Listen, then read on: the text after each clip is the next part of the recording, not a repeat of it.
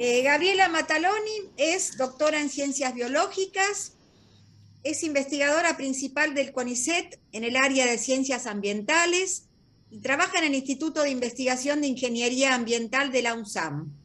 Y hoy va a hablar de un tema que se llama glaciares, lagos, ríos, humedales y humanos, un vuelo rasante sobre la Patagonia. Bueno, te escuchamos. Bueno, Nora, gracias por la presentación y la introducción. Voy a tratar de compartir pantalla, que esta es la parte que falla siempre, ¿viste? Dice, el anfitrión inhabilitó la función de compartir las pantallas de los participantes, así que me tendrías que habilitar.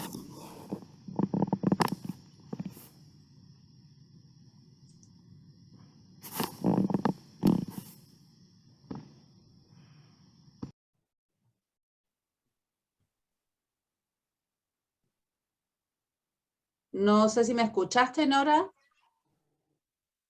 Cora, Cora, ¿podés habilitar a Gabriela? Estás como host. Dice sí. que yo soy el hospedador Ahora ahora. sí, ahora podés, Ahora Gabriela. Así que voy a ver si puedo compartir pantalla. Fíjate ahí si podés, que ahí te dice hospedador. A ver. Sí. Ahí está. Borrar esto y... ¡Tarán! Bueno. Se ve, Ok.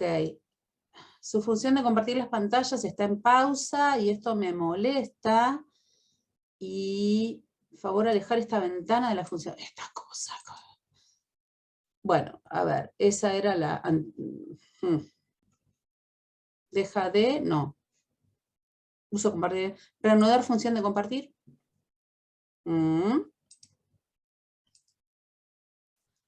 Bueno, voy a tratar de que este coso no moleste, no sé cómo lo ven, si ven este cartelito que sube y baja. Nosotros vemos la presentación del PowerPoint. Ok. Estamos viendo en este No momento. se ve el cartelito. Ah, Gaby. bueno, ok. Gaby, tenés que poner presentación con, presentación con diapositivas, tenés que poner arriba. Seguridad, Acá, ¿ves dónde? más, a ver. Dice inicio. Arriba. En la solapita. Inicio, insertar, diseño, animaciones, presentación con diapositivas, ahí. Obviamente no lo... A ver, para. Voy a escaparme de acá y voy a volver al Zoom. Sorry, ¿eh? Ay, no, pise el de al lado y se me va a querer desfragmentar. Ahí. Eso, presentación con diapositivas. Están viendo algo que yo no estoy viendo. Arriba, ¿ves que arriba de todo dice inicio, insertar, diseño? No dice. ¿No ves Perdón, eso? pero no dice nada de eso. Ese es el problema. Esa es la pantalla de tu... ¿Ves la copita abajo? Abajo de la presentación.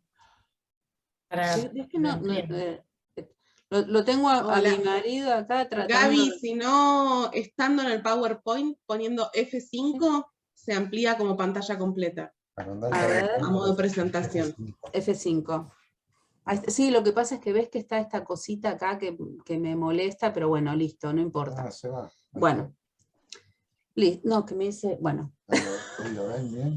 Sí, si me ven, arrancamos así. Dale. Bueno, la idea, les cuento un poco de dónde vino esto. Yo soy, en mi formación, soy limnóloga y ficóloga, o sea, he trabajado durante muchos años estudiando las algas de los cuerpos de agua dulce. La limnología es la ecología del agua dulce. Y bueno, desde esta especialidad trabajé mucho tiempo en Patagonia y Antártida. Entonces, hace poco me ofrecieron la posibilidad de editar un libro de esta colección de la editorial Springer, que seguramente conocen muchos journals de esta editorial, que que es Ciencias Sociales y Naturales de la Patagonia. Antes que nada, antes de olvidarme, les voy a pedir disculpas porque están todos los gráficos y eso están en inglés porque están sacados de este libro que estamos editando, que va a salir ahora en septiembre. Entonces, me habían ofrecido hacer un libro de limnología, o sea, de ecología del agua, y convoqué a un amigo muy querido y colega muy respetado, Rubén Quintana, que es uno de los más grandes especialistas de humedales del país, y subimos la apuesta, y dijimos, bueno, no se necesita un libro de limnología más, sino que en las ciencias ambientales a las cuales nosotros nos dedicamos, son, por definición, tienen que ser por lo menos interdisciplinarias. Entonces necesitamos este ejercicio de cruzar distintas especialidades y analizar a los cuerpos de agua de la Patagonia desde múltiples puntos de vista, porque están los journals en los que se habla de problemas puntuales, cuestiones de ecología, y otros en los que se habla desde el punto de vista social o la contaminación, pero es muy difícil tener una mirada abarcativa y nos jugamos a eso. Entonces, algo de todo esto es lo que les voy a contar hoy. Arrancamos hablando de la Patagonia, que era una de las regiones geográficas que estudiábamos en la escuela primaria, ¿se acuerdan? La Patagonia es una región que es particularmente interesante porque tiene una identidad muy, muy particular. Desde el punto de vista geológico, inclusive, no era un bloque que perteneciera al continente de Gondwana, sino que era un bloque independiente, ¿sí? que chocó con el resto de la masa que hoy es Sudamérica, y ese choque originó una falla, ¿sí? que es esto que vemos acá, que es la falla de Winkul, que fíjense que nos separa a la Patagonia un poco del resto del continente, ¿sí? Eso hace a la identidad de la Patagonia, establece un límite norte muy claro, y el otro rasgo geológico que la caracteriza es la presencia, más tarde, el levantamiento de la cordillera de los Andes, ¿sí? La presencia de la cordillera de los Andes hace que los vientos del anticiclón del Pacífico cargados de agua se choquen contra la cordillera, y eso cree un gradiente de humedad muy, muy pronunciado, ¿no? De forma que tenemos en el oeste de la Patagonia, tenemos una zona muy lluviosa que está caracterizada por grandes bosques, y hacia el este es cada vez más desértico, ¿sí? Entonces, de alguna forma, la geología impone ciertos rasgos climáticos. Y la geología, aunada al clima, hace que se puedan definir ecorregiones.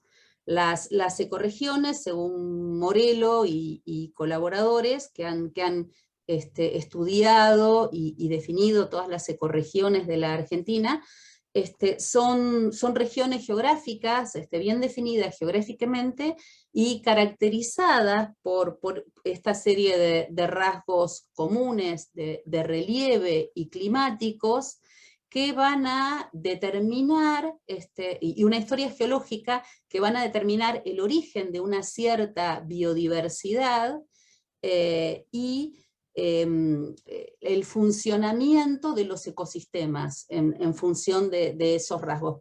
Los ecosistemas y los componentes de los ecosistemas van a responder de determinada forma a esos rasgos que están dados por estar ubicados en una determinada región del mundo.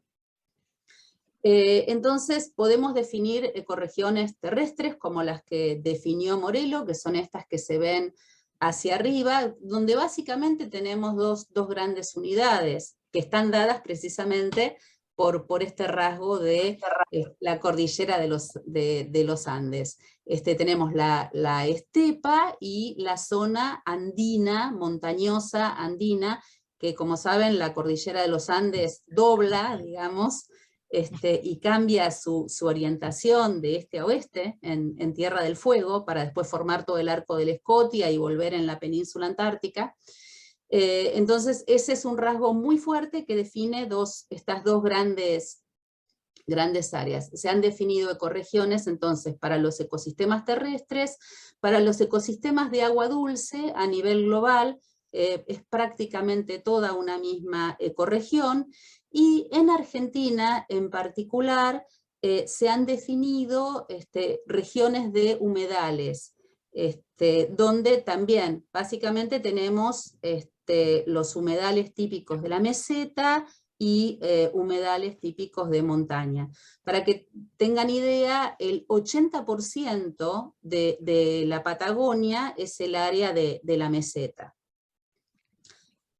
Bien, otro rasgo de la Patagonia es que la mayor área glasada, o sea, cubierta por superficies de hielo, en el hemisferio sur por fuera de la Antártida. En esta área, que está relacionada obviamente con las cumbres la línea de cumbres de la cordillera de los Andes, lo que se detecta en este momento, acá voy poniendo los distintos capítulos, ¿no? Estos son glaciólogos de Mendoza y Patagonia que escribieron este capítulo. Se detecta que hay en general un retroceso de los glaciares, retroceso glaciario y una disminución en general de la masa de los glaciares. Ahora, los glaciares, cuando uno dice glaciares piensa en el Perito Moreno, ¿no? Existen también una infinidad de pequeños glaciares de distintos orígenes, que si bien en volumen no son muy importantes, ecológicamente sí lo son, porque son la fuente de agua de distintas regiones a lo largo de toda la Patagonia.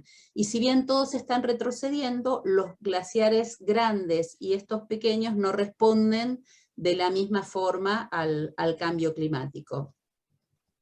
Uno de los rasgos comunes es que los Gabriela, glaciares... Sí. Discúlpame, ¿vos sabés que se quedó la pantalla detenida en la tercera diapo? Ah, no me digas. Te digo porque ahí leí que un colega estaba haciendo un comentario por ahí. Digo para que... Perdón, estoy viendo acá en el chat, pero vos sabés que yo lo voy pasando, Sí. a ver si le doy con... Sí. Gabriela, salí de compartir pantalla, salí y volví a poner de nuevo, compartir una ventana. Salí y volví a compartir, porque capaz que es eso.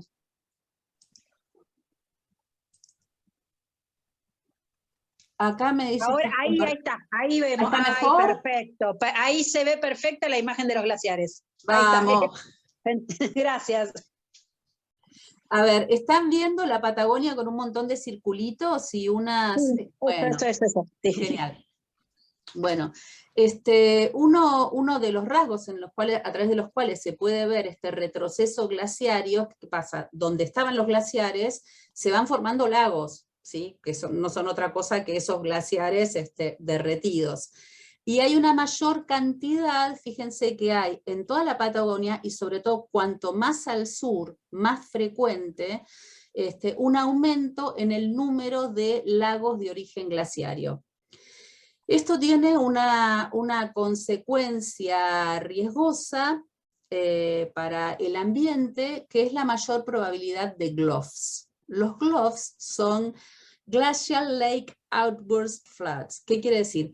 Inundaciones provocadas por el estallido, digamos, de lagos de origen glaciario. Los lagos de origen glaciario quedan, digamos, el agua queda retenida ahí en general por algún tipo de endicamiento, una morena glaciaria, por ejemplo, ¿sí? Y que son de una contextura débil y muchas veces en la cual influye el hecho de que el suelo está helado, ¿sí? Y con el calentamiento esos diques pueden caerse, y el lago de repente se vacía, provocando una inundación. Ahora, dijimos que de estos pequeños glaciares, que después se convertían en pequeños lagos, dependían muchas comunidades y muchas actividades humanas, ¿sí? Entonces los GLOFs son un evento que impone un riesgo posible sobre los habitantes en las zonas de cercanías, en la Patagonia. Bien. Perdón, Gabriela, discúlpame que te consulto, que no te entendí. Es como que se rebalsan los lagos porque se libera agua que está contenida dentro de los glaciares, ¿eso serían los GLOFs? El agua que era el glaciar, digamos, queda después contenida en un lago. Ese lago, en general, como los glaciares son ríos que van en pendiente, digamos, hay una parte que la pendiente, no sé si me están viendo, pues yo estoy gesticulando. Sí, te vemos, te vemos.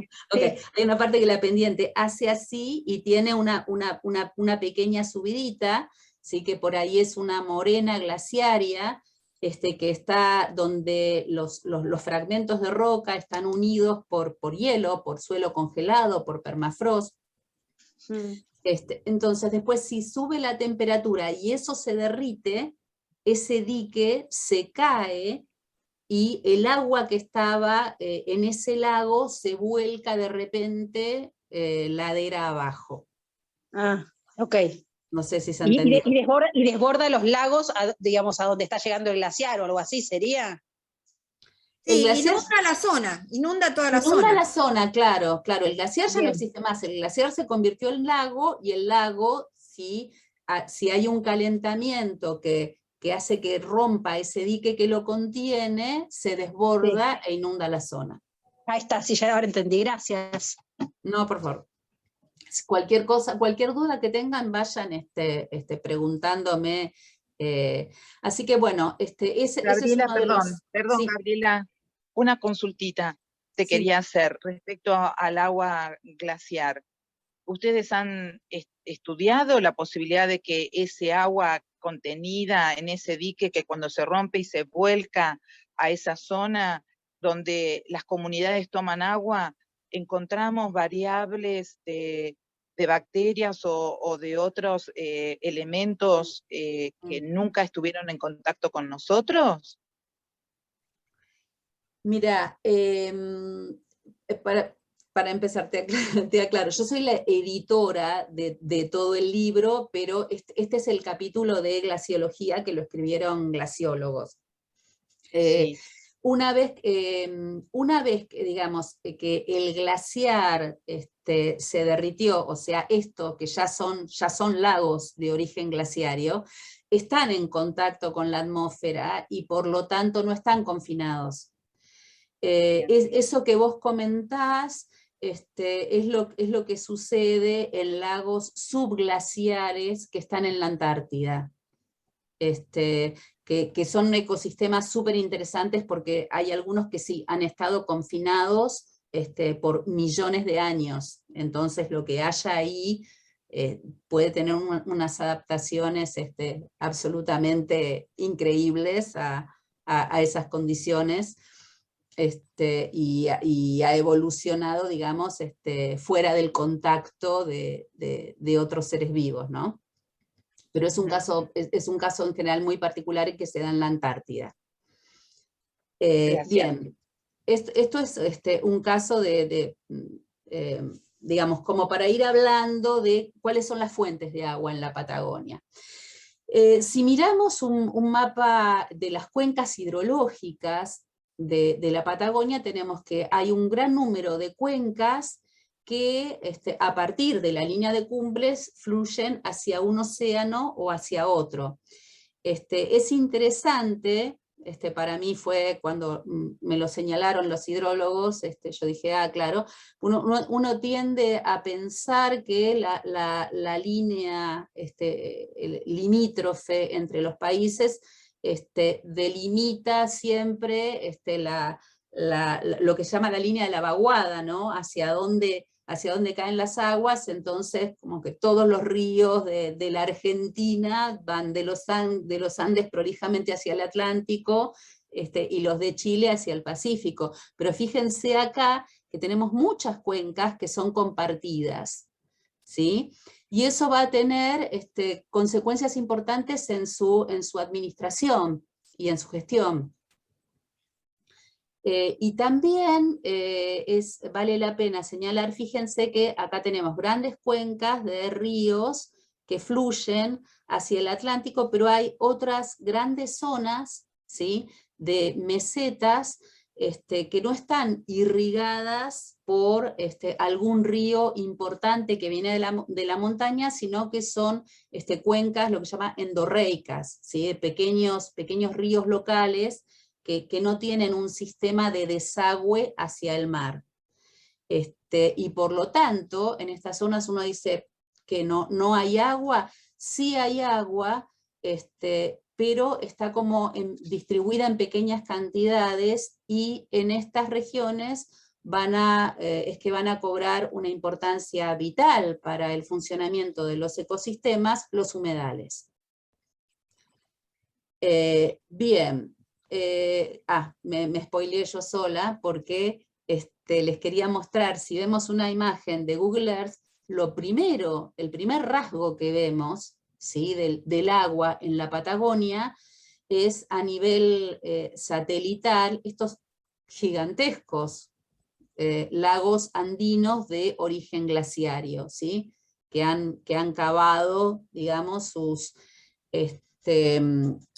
propias cuencas, o sus propias basins, a través del retroceso glaciario, ¿sí? Eran glaciares que luego, con el calentamiento de los últimos 10.000 años, se convirtieron en lagos, pero sus cabeceras están cerca de zonas glaciarias. Ese es el primer rasgo que vemos. Pero también existen los humedales, y los humedales son, como les decía, son clave para sostener muchas funciones vitales de los ecosistemas patagónicos, ¿no? Fíjense que en Santa Cruz, por ejemplo, en la Patagonia austral, pero continental, son muy comunes los mallines, y mientras que las turberas, que son un tipo particular de humedales, donde se acumula turba, que es materia orgánica que no se descompone, principalmente compuesta de una especie de musgo, en particular del género Sphagnum. Las turberas son típicas de Tierra del Fuego. Y también hay, bueno, otros tipos de humedales que no son ni mallines ni turberas, pero tenemos, fíjense, una gran variedad, ¿no? Tenemos vertientes, tenemos lagunas. Fíjense acá en este río, en medio de la planicie patagónica, toda yerma, como el verdor de lo que es el valle de inundación de este río, ¿no? Esto es lo que sostiene, estas son las aguadas donde van a beber los guanacos, por ejemplo, ¿sí? Entonces, de alguna forma, esto es lo que está sosteniendo gran parte del funcionamiento ecosistémico en la Patagonia. La presencia de la cordillera de los Andes implica ciertos riesgos a nivel de los ecosistemas acuáticos, ¿no? Supongo que la mayoría recuerdan la mega erupción del volcán Puyehue, que fue en 2012. Fíjense, bueno, en este capítulo estos autores que son de Bariloche, estudiaron, como estaban ahí, estudiaron las consecuencias sobre distintos lagos del Parque Nacional Nahuel Huapi, las consecuencias de la lluvia de cenizas del volcán Puyehue. Fíjense que acá el agua clara, que se ve de un color muy, muy oscuro, porque es el agua muy, muy transparente, y la línea de costa y este muelle, y esto es después de la erupción, todo esto es piedra pómez flotando sobre la superficie del lago. ¿Sí?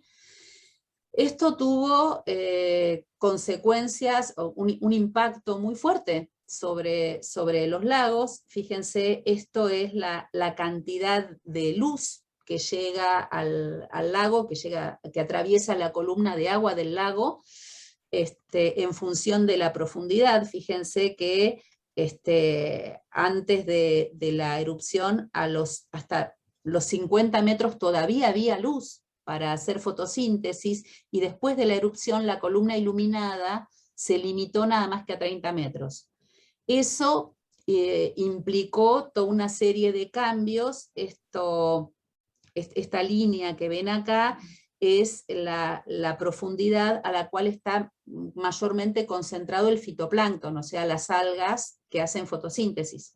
Y fíjense cómo antes estaban mucho más abajo y después se concentraron mucho más arriba, ¿sí? Lo cual tiene un impacto sobre todas las tramas alimentarias en el lago. Otra consecuencia que a mí en particular me impresionó bastante, esto es un miembro del zooplancton, que se alimentan de las algas del fitoplancton, es un crustáceo que se llama Daphnia, es muy común, le dicen pulga de agua. Y fíjense, esto es el intestino, que ven acá todo verde, que es una Daphnia sana, que está todo lleno de algas. Y fíjense, el problema es que las Daphnias se alimentan, a diferencia de otros crustáceos, las Daphnias se alimentan como filtrando indiscriminadamente. Hay otros crustáceos que son más predadores, que tienen una conducta predadora, fijan un objetivo y lo cazan. Daphnia filtra todo lo que hay. Y han visto este deterioro progresivo. A ver si esto... Ahí está, ¿no? Han visto este deterioro progresivo, en el cual, claro, al filtrar esa cantidad de piedra pómez es sílice, ¿sí? Bueno, y esto ha terminado provocando cambios en la composición del zooplancton, porque este tipo de zooplancton se fue muriendo.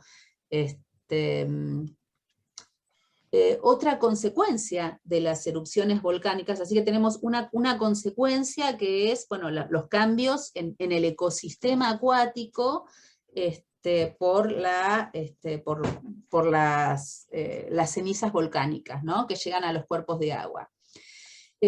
Otro cambio importante es que las erupciones volcánicas, junto con los incendios forestales, son dos de las fuentes más importantes de mercurio, ¿sí?, de mercurio gaseoso en la atmósfera.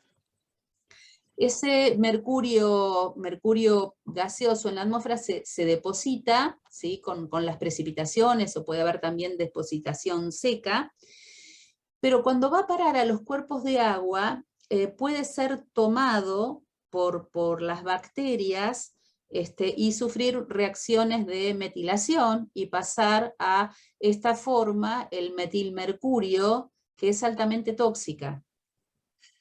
Y ese metilmercurio va siendo tomado por todos los miembros de la trama trófica y termina, en otro capítulo, otra especialista de Bariloche, ha terminado midiendo el impacto sobre las tramas tróficas y sobre los peces, que pueden ser consumidos por humanos, ¿sí? De la contaminación por mercurio. Acá se ve claramente, estos son los volcanes, digamos, muchos de los cuales han entrado en erupción. Esto sería como un corte.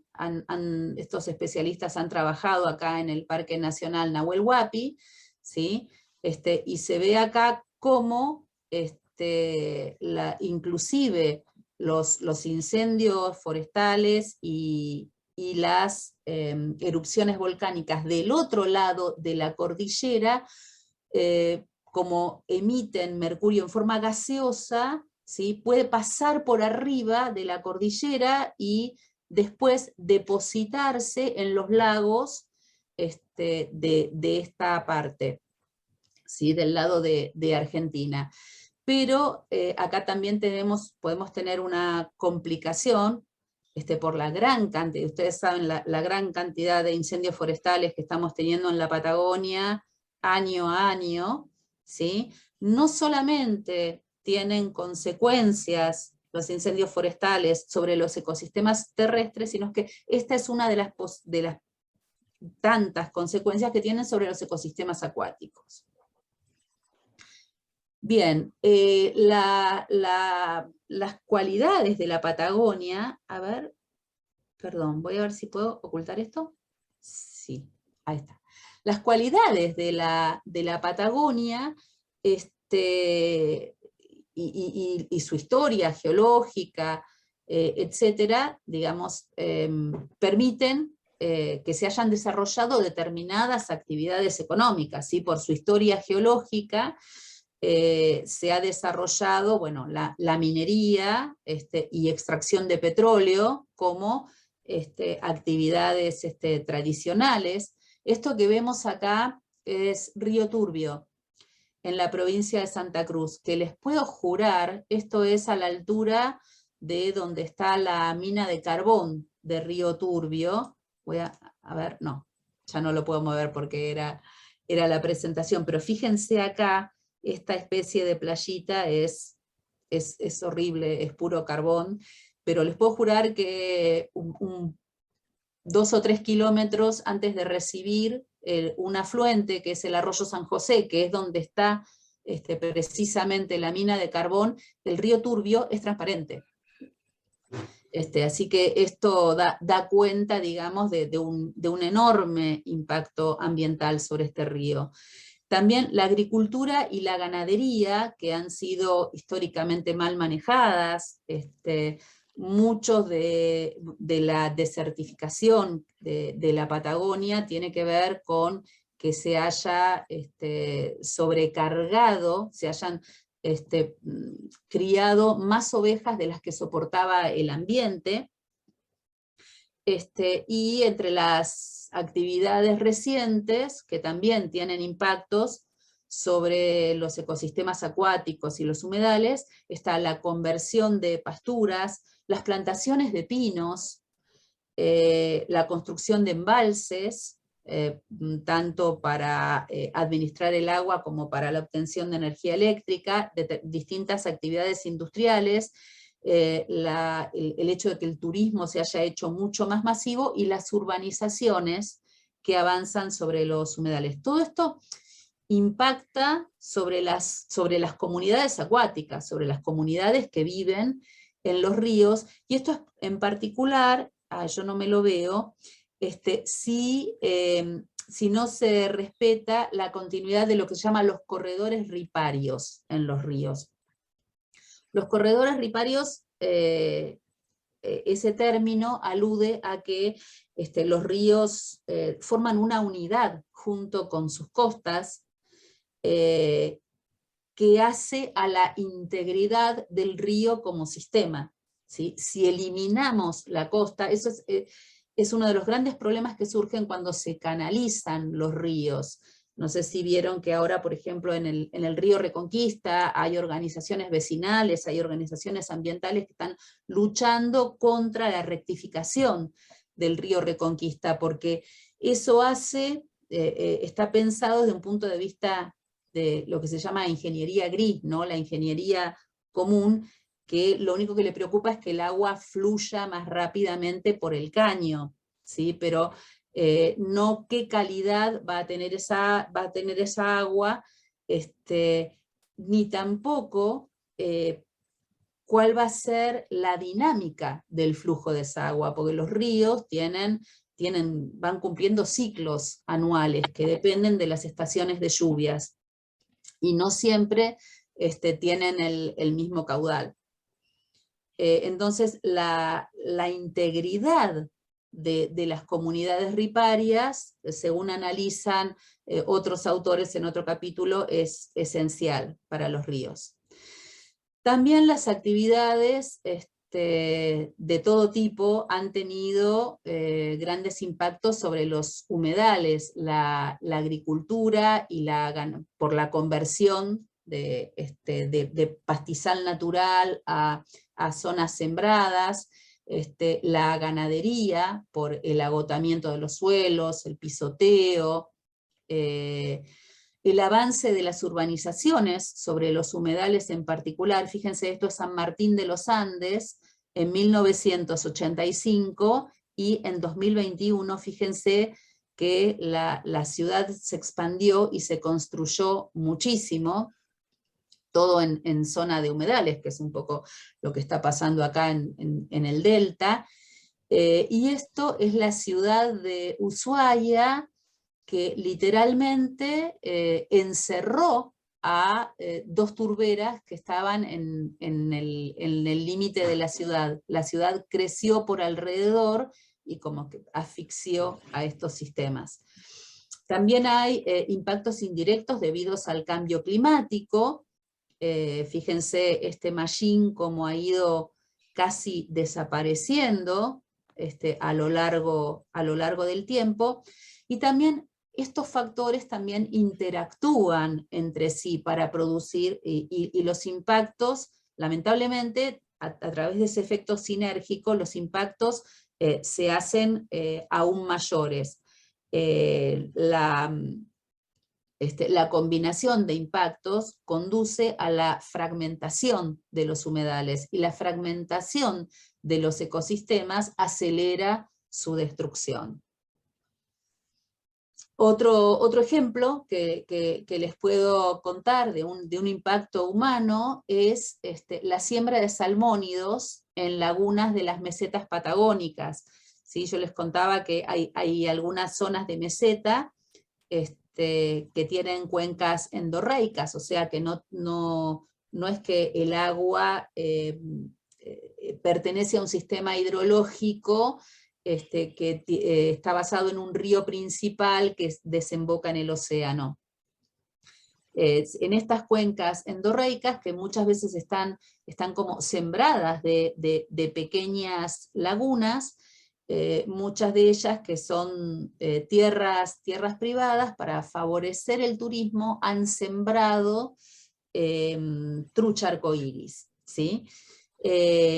Y la presencia de la trucha ha provocado cambios también en todas las tramas tróficas, porque empiezan a elegir las presas a las que van a comer, y rompen el equilibrio, digamos, de competencia entre distintos tipos de presa, y terminan teniendo un efecto sinérgico con el cambio climático.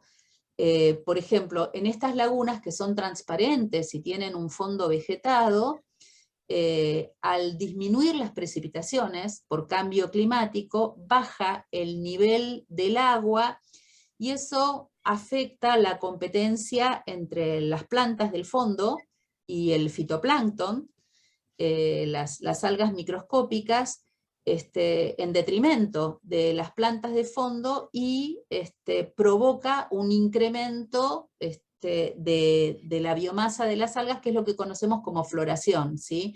Es bastante común, se están volviendo cada vez más comunes las floraciones de algas como producto de este tipo de desequilibrios. De forma análoga, la introducción de peces, por estas alteraciones que les contaba, en las tramas tróficas, terminan haciendo también un incremento de la biomasa algal, y estos dos efectos pueden ser sinérgicos. Entonces, la lección de esto que les quería contar es que los efectos antrópicos siempre interactúan con los efectos naturales, y en general se potencian. Bien, entonces, habiendo contado todo esto, ¿no? La clave, para ir más a lo humano, es cómo se gestionan en la Patagonia los ecosistemas de agua dulce y los humedales. Y acá, bueno, volvemos al mapita político, de división política, porque los sistemas de gestión son distintos en Argentina y Chile. En Chile hay un sistema unitario, hay una Dirección General del Agua que es nacional y tiene incumbencia sobre todo el país.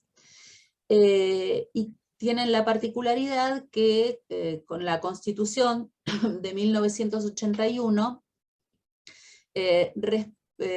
ha, digamos, como consagrado derechos del agua, que son derechos sobre el agua, sobre cuencas, literalmente derechos de uso sobre porciones de cuencas que permiten gestionar el agua en forma privada. Por ejemplo, una empresa, Nestlé, Danone, puede, digamos, comprar, no suena muy raro, pero es así, pero puede comprar una proporción, digamos, un porcentaje del agua que existe en una cuenca para, por ejemplo, envasarla y venderla en forma privada. Entonces se crea lo que se llama un mercado del agua. En Argentina el sistema es totalmente distinto. El agua está considerada un bien público, pero tenemos un sistema federal de gestión de los recursos naturales a partir de la última reforma constitucional perdón, de 1994. Esto tiene sus consecuencias buenas y malas. Por un lado, se han creado disputas interjurisdiccionales, por ejemplo, disputas entre provincias por el manejo del agua,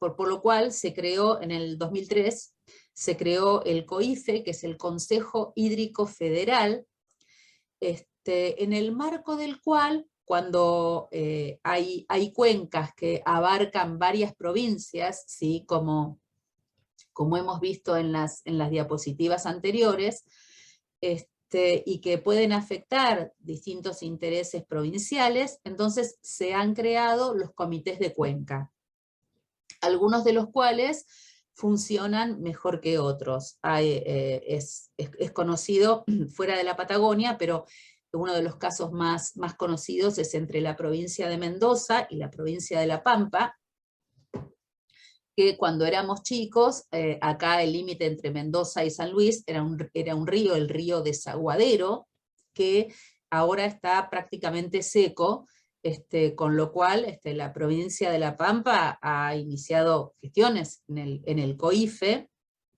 porque la provincia de Mendoza retiene prácticamente todo el agua, y es una provincia muy próspera, con un gran número de desarrollos y de emprendimientos agrícolas, industriales, ganaderos, etcétera, pero a costa de dejar a otra provincia literalmente seca. Entonces los comités de cuenca son los que entienden en este tipo de cuestiones, tratan de gestionar, ahora vamos a ver con qué grado de éxito y por qué, la gestión de los recursos hídricos. Pero el carácter público del agua, seguimos teniendo el problema de que entra en conflicto con el sistema de tenencia de la tierra, y el ejemplo más sonado en ese tema es el del lago Escondido, que está situado íntegramente dentro de una propiedad privada, de un millonario británico, de Joe Louis, y si bien la Constitución, la legislación garantizan el acceso público al lago, no se construye una ruta, hay un camino que es muy difícil de llegar, y donde en febrero o marzo de este año hubo problemas inclusive con violencia, detenidos, etcétera, porque se le impidió al público, a la fuerza y con armas, llegar al lago. Entonces, entran en conflicto estos dos sistemas propuestos de gestión, para la tierra y para los recursos acuáticos que están contenidos en esa tierra. Bien, un ejemplo muy interesante para mí desde el punto de vista humano es el caso de la ley de aguas de la provincia de Tierra del Fuego. Y esto es como para jugar a los detectives, ¿no? Durante más de 20 años, desde que la provincia de Tierra del Fuego pasó a ser de territorio nacional, se provincializó, en 1994,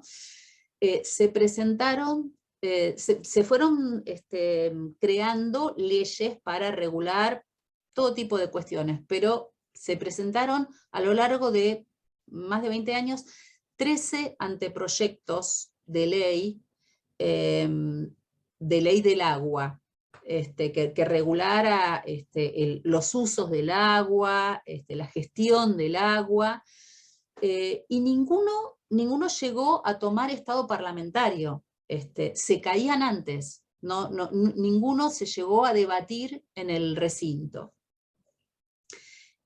Hasta que en 2016 se presenta un proyecto y sin siquiera debatirlo se aprueba por unanimidad en una sola sesión. ¿Qué pasó? Bueno, en este emocionante capítulo, Karina Giomi y colaboradores analizan, son especialistas en geografía, sociología, sociología y filosofía, los autores, e hidrología, los autores de este capítulo. Y hay una disciplina que es muy importante dentro de las ciencias ambientales, que es la ecología política. Desde esa disciplina, lo que hicieron fue analizar los distintos lenguajes de valoración del agua. El trasfondo es el siguiente. Les voy a contar el revés de la trama. Siempre había distintos intereses sectoriales que están enumerados acá, ¿no? Desde las asociaciones ambientalistas, grupos que tenían necesidad de tierra para habitar, comunidades locales, la administración estatal, áreas técnicas del Estado, los medios de comunicación y actores privados, que había estancias, canteras, reservas de pescas, la industria del petróleo, agroquímicos, inmobiliarias y agencias de turismo, etc. Y no todos estos actores tenían el mismo lenguaje, lo que se llama lenguajes de valoración del agua. Perdón, consideraban al agua desde distintas formas, le daban le daban distintas valuaciones. Entonces, hablaban distintos idiomas cuando hablaban del agua. Entonces era imposible ponerse de acuerdo, y cada uno tenía como un determinado, mayor o menor, poder de lobby. Entonces siempre las iniciativas se iban cayendo. La Dirección de Recursos Hídricos, a lo largo de todo este tiempo, y muy impulsada a partir de la creación del Consejo Hídrico Federal, fue, digamos, entrevistando, hablando y formando acuerdos con todos estos actores para llegar a una serie de acuerdos mínimos, y este último proyecto contemplaba todos esos acuerdos en los cuales, que eran el resultado, digamos, de negociaciones entre intereses. Nadie estaba 100% feliz y nadie estaba 100% decepcionado.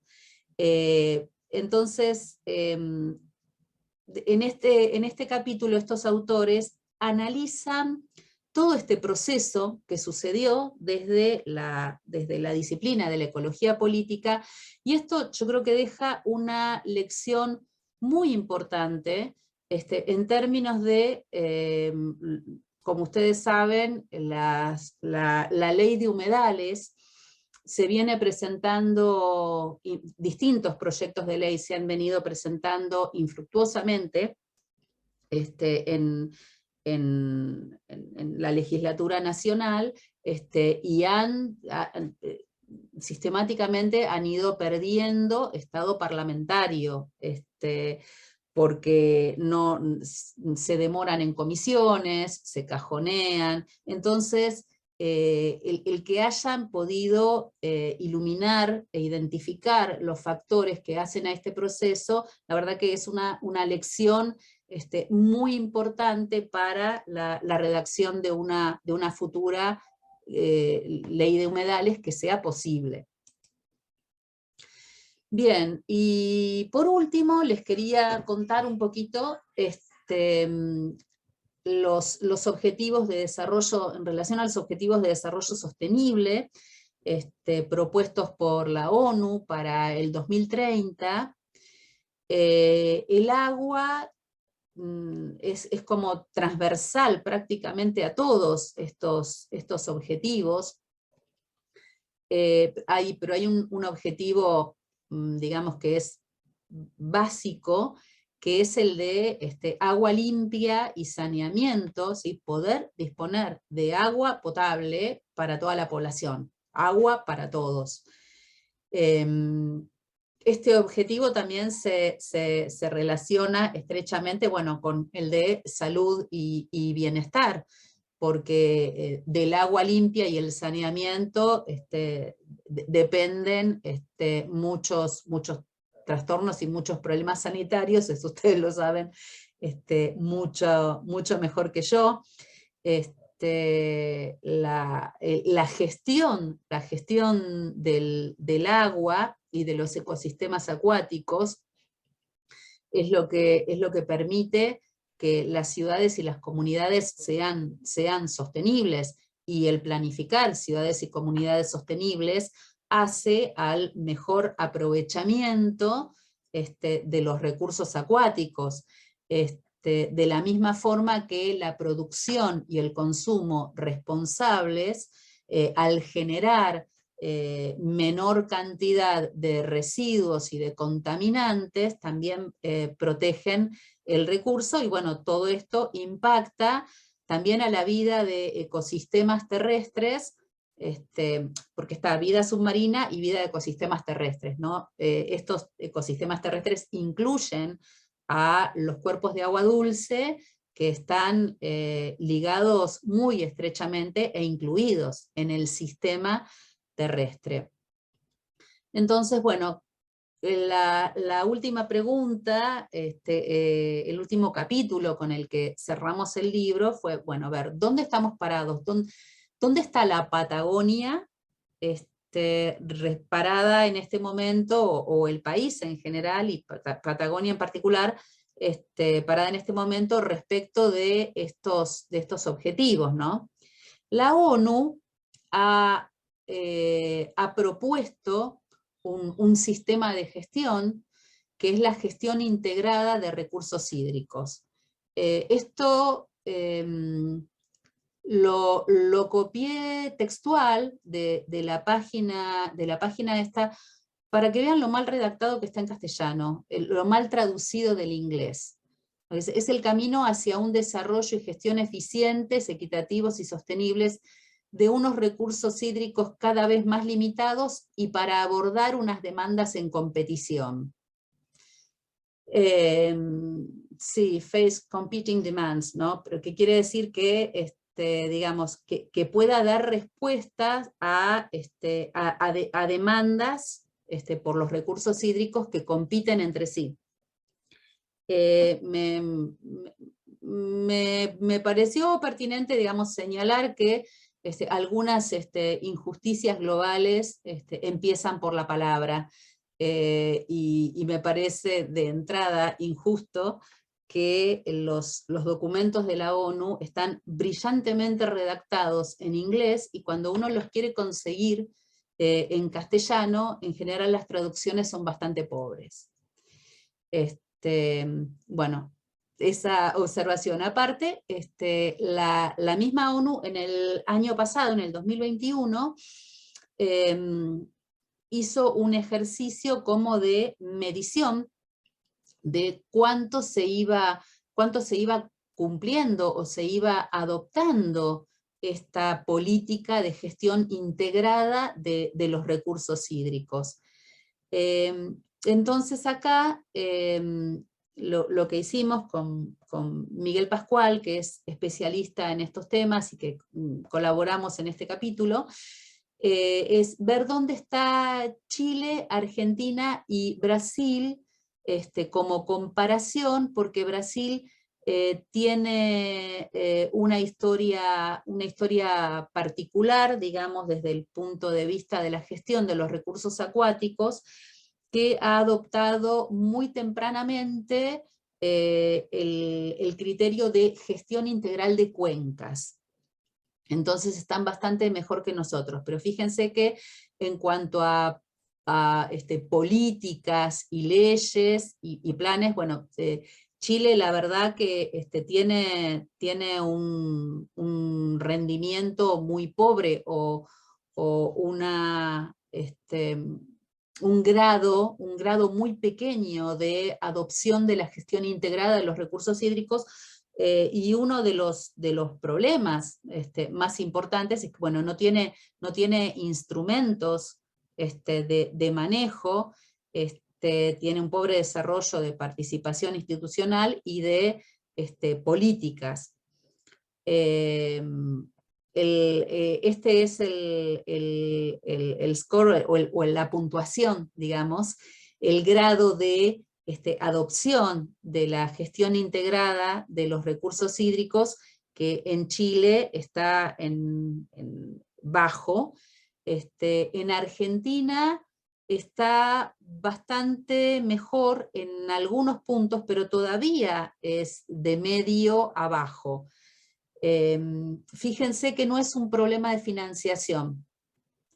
No es un problema de financiación, sino de la falta de políticas y de los instrumentos de manejo, ¿sí?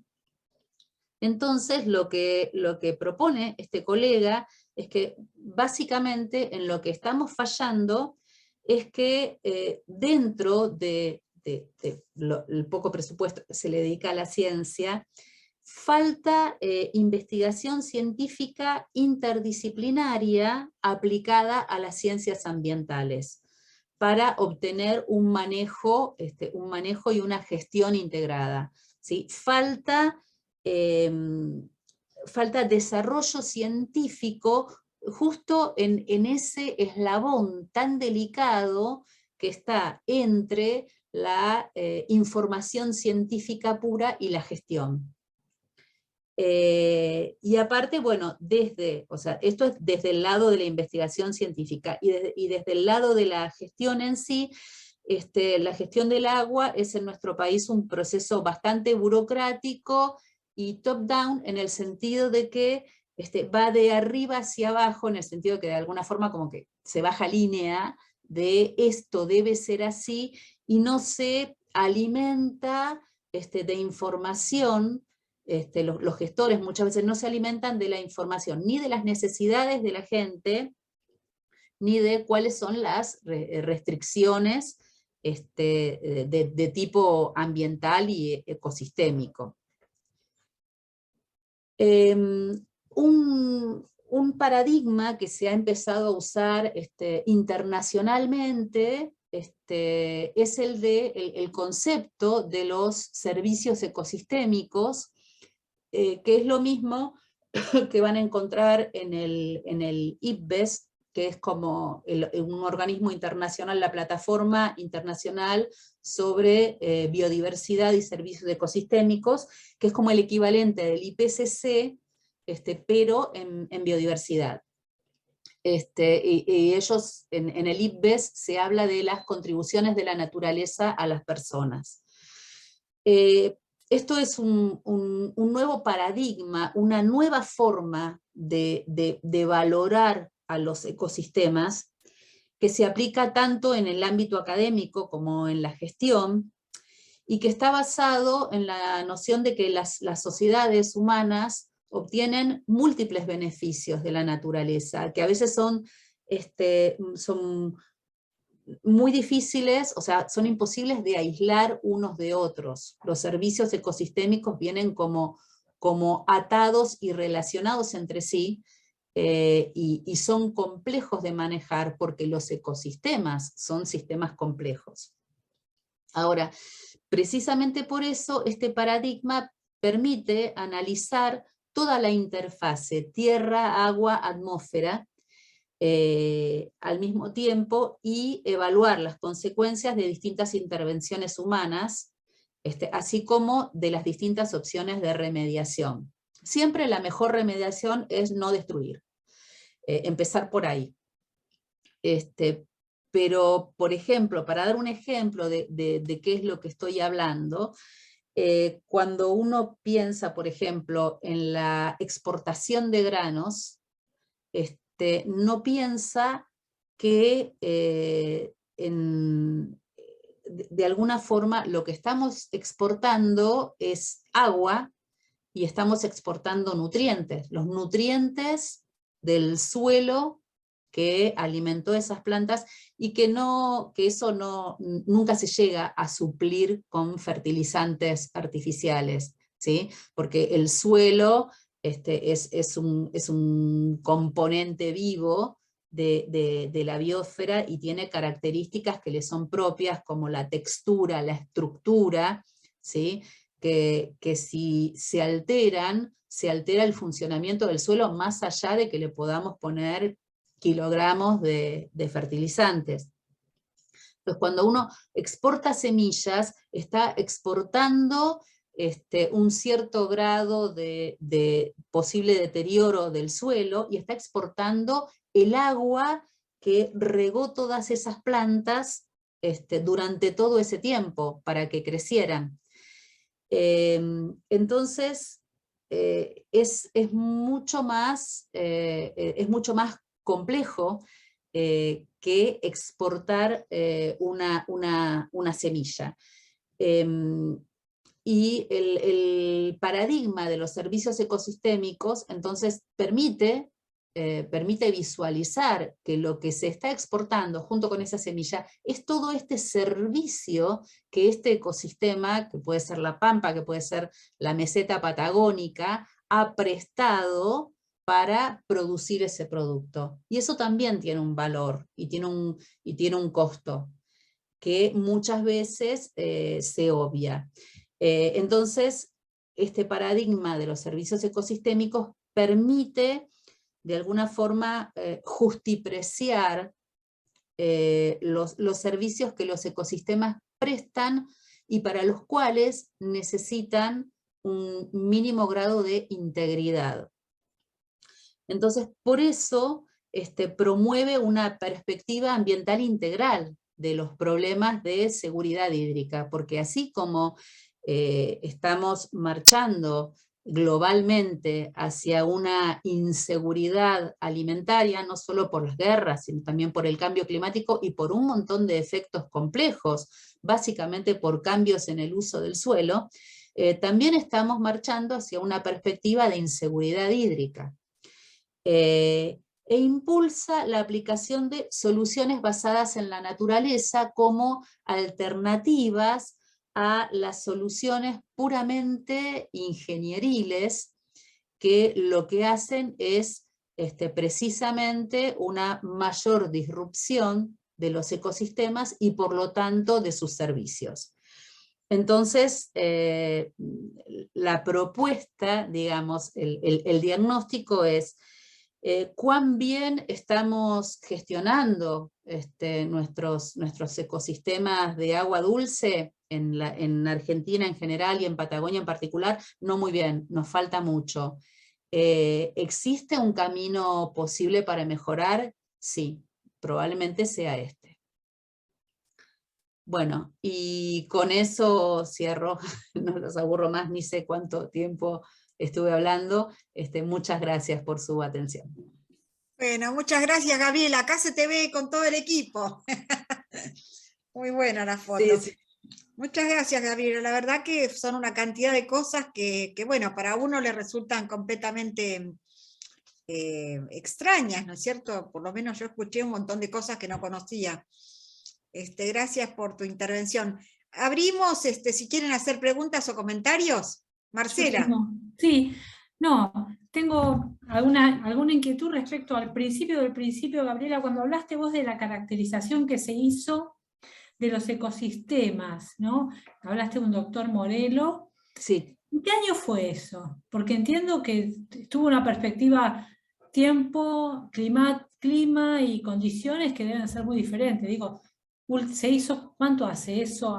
¿Se volvió a hacer? ¿Se revisa con una sistemática? Sí. Hay una primera edición, no te quiero mentir, creo que era 2009, una cosa así, y una segunda edición actualizada que creo que es del 2018, la última, 2017, 2018. Entendiendo, digo, que esta caracterización está sujeta a lo que pasa, más allá de lo que antropomórficamente hacemos los humanos al ambiente. Y nada, recuerdo esto que cuando hablaste de Río Turbio, cuando fue en el 2004 la muerte de los 14 obreros de la mina en Río Turbio, hicimos una reunión de centro de intoxicaciones en el 2008, creo que fue 2009, hace mucho, y esto que decías vos de las aguas, yo no conocía Río Turbio, pero ahí hicieron un encuentro de centros de intoxicaciones y estuve, ya había pasado esta tragedia, y el agua que vos decís negra es real. Y me acuerdo que nos fuimos en un taxi a Chile, cruzamos ahí al ladito, digamos, era nada, una hora, que estaba el océano congelado, pero las aguas que se veían eran aguas muy claras y muy limpias. Digo, que tengo este recuerdo, ¿no? Y la verdad que sí, un llamado verdaderamente a esto otro que vos comentaste en relación a que uno por ahí está en algunas vidas que han quedado no contaminadas o no atravesadas por la mano del hombre, cómo todavía hoy uno puede responder tantas incertezas, ¿no? Porque ahí encontrás muchas verdades o encontrás muchos desafíos. Bueno, y el verdadero desafío es trabajar en pos de la prevención, ¿no es cierto? Realmente lo que vos decías, de una mirada integral, socioambiental, también se está trabajando mucho en campo, digamos, en la prevención, porque evidentemente hoy por hoy pareciera ser la alternativa, no más que la remediación, porque también recuerdo San Antonio cuando fue el que encontramos ahí, encontraron en la gente de CONICET, de CENPAT, plomo en los mejillines que se comían los humanos y los chicos tenían altas contaminaciones. De esto pasaron 15 años y literalmente estamos con el pescado sin vender, la remediación no se llevó adelante y son todas fuentes de agua que pasan luego por el cerebro de nuestros niños en el caso de estos neurotóxicos. Lo mismo con las aguas dulces, las axitoxinas o nuestras mareas rojas a lo largo del litoral, digamos, podríamos decir que todas ellas contaminan y generan daño cognitivo o muerte, o una muerte muy aguda, ¿no? Yo quiero hacer una preguntita también, muy cortita. Una, ¿cómo se llama el libro, Gabriela? Que es súper interesante, el título del libro. Y la otra que te quería preguntar es si sabes si se hacen controles o testeos en los peces buscando metilmercurio, porque, bueno, conocemos la enfermedad de Minamata, ¿no es cierto?, en Japón, con todo lo que pasó. ¿Se hacen controles de los peces buscando metilmercurio? Mira, te contesto. Primero, el libro de Morello se llama... El que integra todos estos capítulos que vos estás presentando. Es The Freshwaters and Wetlands of Patagonia. Ajá. Espérate.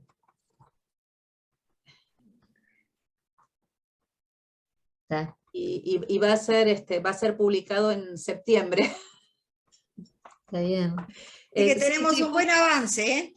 Sí, justo, la verdad, la verdad que sí, son los que tienen la primera primicia. Sí, de hecho, preparando esta charla, el otro día, porque hará una semana que nos mandaron el ISBN de la editorial, y preparando, estaba buscando una información, y lo googleé y me apareció, y llegó como... Ah, ya tienen la página en Spring. Ya está indexado, claro. Y no me avisaron. No, es que van anunciando las nuevas publicaciones. Lo otro que me preguntabas era sobre si se medía metilmercurio en peces. Mira, este capítulo lo escribió María del Carmen Diegues, que es del CRUB, el Inibioma de Bariloche.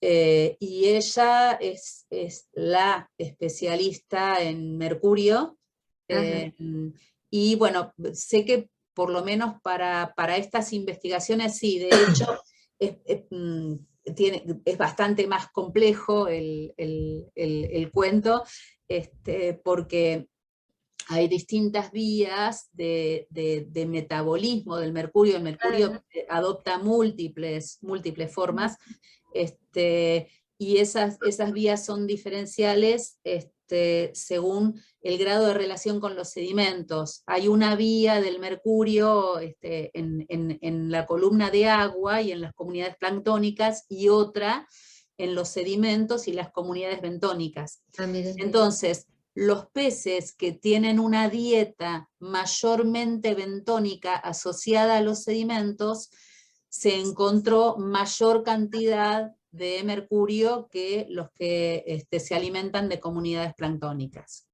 Entonces, por lo menos para ese estudio del que hablan, sí. Ahora, no sé si siguen haciendo algún tipo de vigilancia toxicológica. Claro. Sí, yo te puedo decir, en tal caso sí, hay un equipo en La Plata que hace toda la cuenca del riachuelo, y la gente que está en Bariloche ha hecho mucho trabajo en placenta, por ejemplo, y en digamos, concentraciones de mercurio en sangre de madres que se alimentan en masa asociada a los agrotóxicos.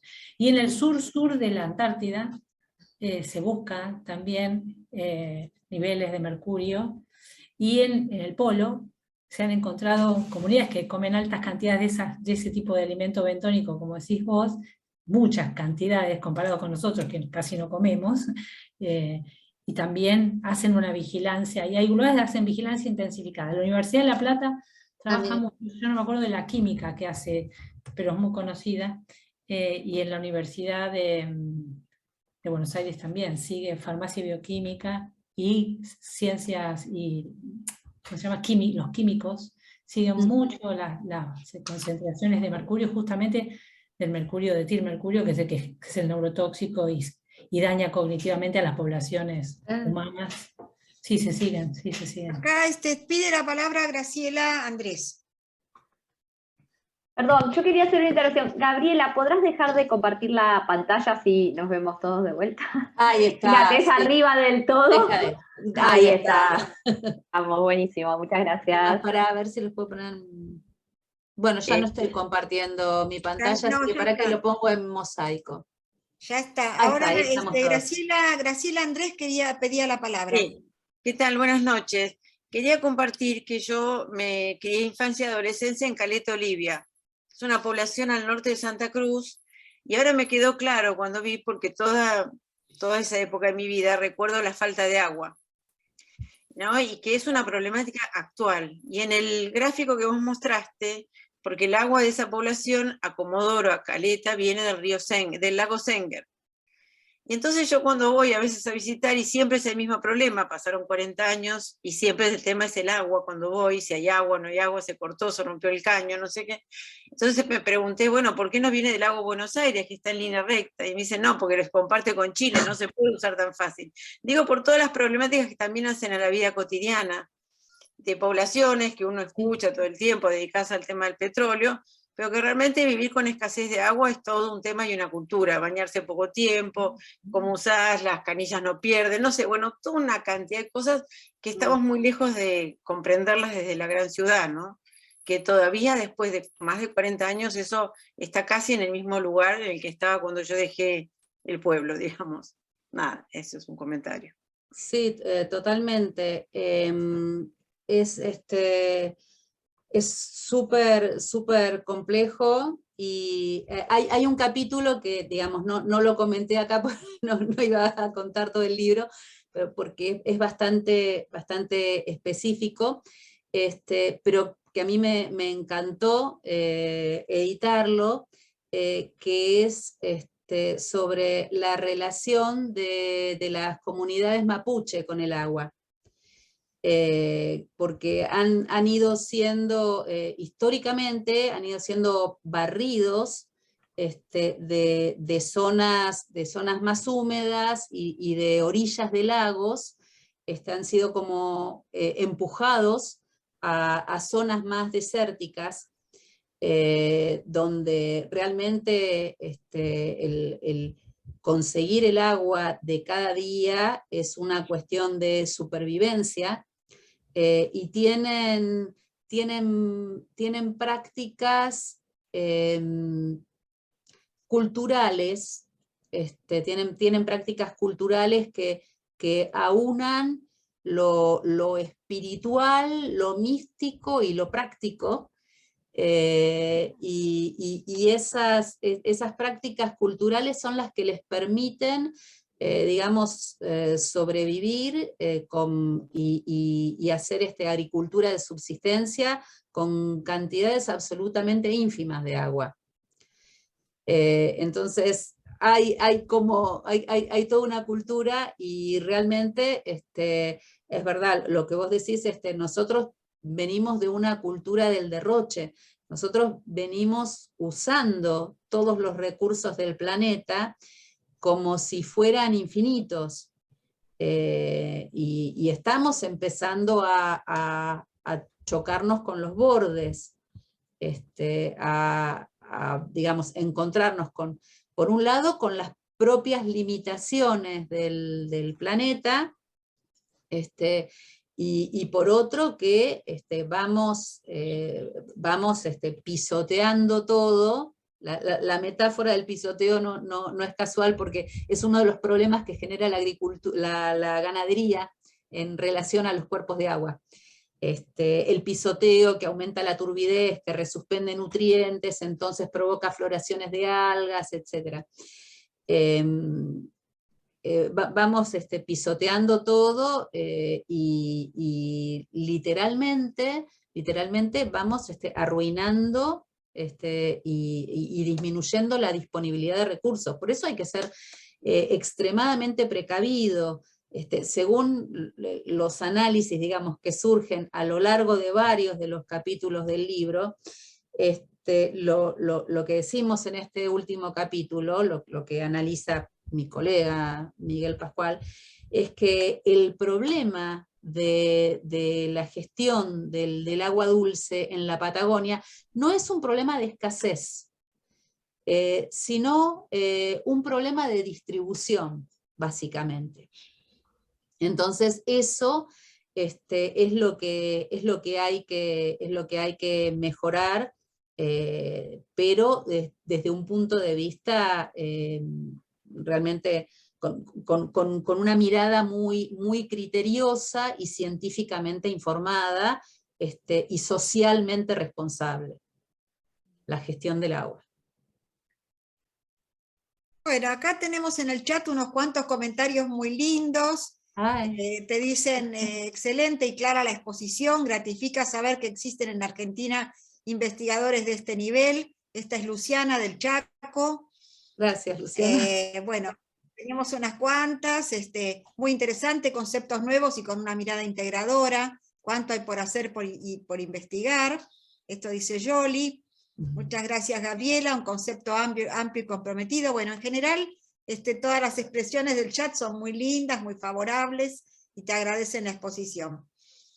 Y bueno, no sé si alguien más quiere intervenir, o quieren que vayamos cerrando, ¿qué les parece? ¿Hay más intervenciones? Bueno, muchas gracias, Gabriela, muchas gracias por estar con nosotros, y bueno, gracias a todos por estar, y hasta la próxima. Nos veremos el mes que viene. Muy interesante. Bueno, gracias a ustedes por su sana curiosidad. Muchísimas gracias, Gabriela. Gracias. Muchas gracias. Adiós, buen fin de. Muchas gracias. Chao. Avisanos cuando presenten el libro acá. Ay, sí, le digo a Nora. Perfecto. Chao, gracias. Hasta luego. Chao. Muchas gracias. Muchísimas gracias a todos. Gracias.